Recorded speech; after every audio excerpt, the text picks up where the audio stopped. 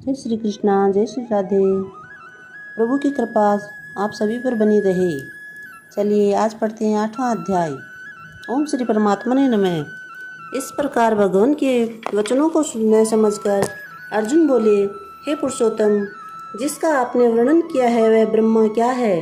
अध्यात्म क्या है, कर्म क्या है और अधिभूत नाम से क्या कहा गया है, अधिदेव नाम से क्या कहा जाता है। हे मधुसूदन, यहाँ आदि यज्ञ कौन है और वह इस शरीर में कैसे है, और युक्त चित्त वाले पुरुषों द्वारा अंत समय में आप किस प्रकार जानने में आते हैं। इस प्रकार अर्जुन के प्रश्न करने पर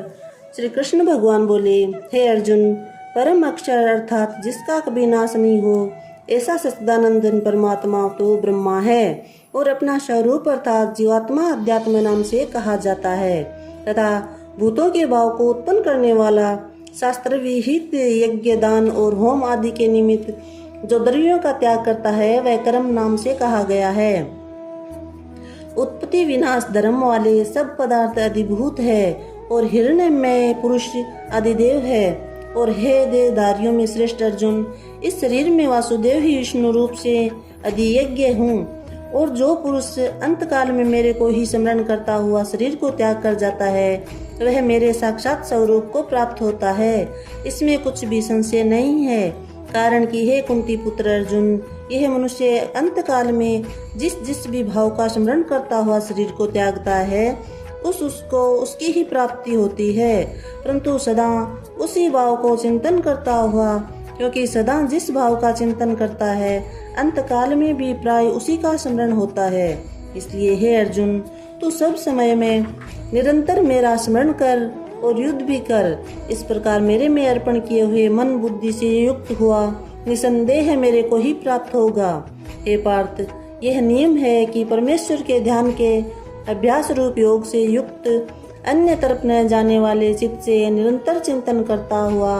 पुरुष परम प्रकाश स्वरूप दिव्य पुरुष को अर्थात परमेश्वर को ही प्राप्त होता है। इससे जो पुरुष सर्वज्ञ अनादि सबके नियता सूक्ष्म से भी अति सूक्ष्म सबके धारण पोषण करने वाले अचित्य स्वरूप सूर्य के सदृश नित्य चेतन प्रकाश रूप अविद्या से अति परे शुद्ध सच्चिदानंदन परमात्मा का स्मरण करता है, वह भक्ति युक्त पुरुष अंतकाल में भी योग बल से भ्रुकुटी के मध्य में प्राण को अच्छी प्रकार स्थापन करके फिर निश्चल मन से स्मरण करता हुआ उस दिव्य स्वरूप परम पुरुष परमात्मा को ही प्राप्त होता है। हे अर्जुन, वेद के जानने वाले विद्वान जिस सच्चिदानंदन स्वरूप परम पद को ओमकार नाम से कहते हैं और आसक्ति रहित यत्नशील महात्मा जन जिसमें प्रवेश करते हैं तथा जिस परम पद को चाहने वाले हैं ब्रह्मचार्य का आचरण करते हैं, उस परम पद को तेरे लिए संक्षेप से कहूँगा। हे अर्जुन, सब इंद्रियों के द्वारों को रोककर अर्थात इंद्रियों को विषयों से हटाकर तथा मन को हृदय में स्थिर करके और अपने प्राण को मस्तक में स्थापन करके योग धारणा में स्थित हुआ जो पुरुष ओम ऐसे इस एक अक्षर रूप ब्रह्मा को उच्चारण करता हुआ और उसके अर्थ स्वरूप मेरे को चिंतन करता हुआ शरीर को त्याग कर जाता है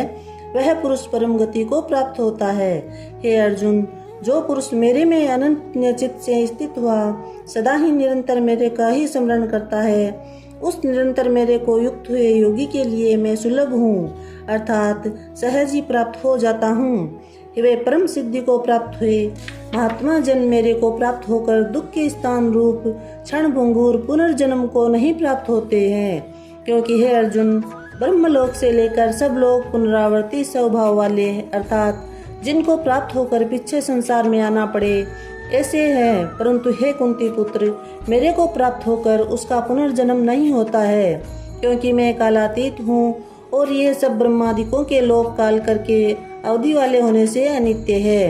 हे अर्जुन, ब्रह्मा का जो एक दिन है उसको 1000 चौकड़ी युग तक अवधि वाला और रात्रि को भी 1000 चौकड़ी युग तक अवधि वाला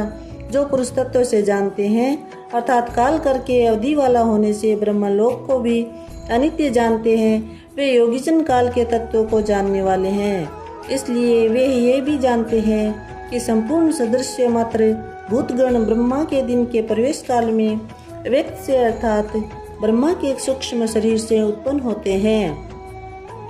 और ब्रह्मा की रात्रि के प्रवेश काल में उस अव्यक्त नामक ब्रह्मा के सूक्ष्म शरीर में ही लय होते हैं। वही यही भूत समुदाय उत्पन्न होकर प्रकृति के वश में हुआ रात्रि के प्रवेश काल में लय होता है और दिन के प्रवेश काल में फिर उत्पन्न होता है। हे अर्जुन, इस प्रकार ब्रह्मा के 100 वर्ष पूर्ण होने से